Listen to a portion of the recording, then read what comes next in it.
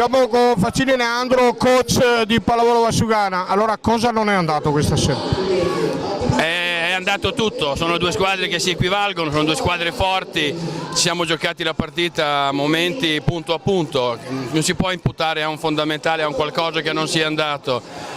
Sono due squadre pesanti, in casa il fattore casa predomina e noi abbiamo fatto fatica, abbiamo avuto in mano la partita in qualche momento, non siamo riusciti a concretizzare ma per merito degli avversari, bravi.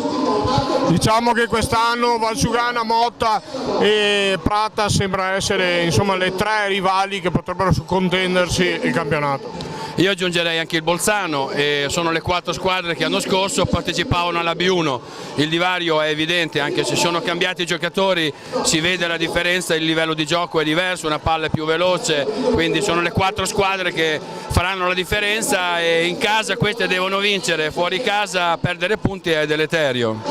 Grazie coach. Prego, arrivederci.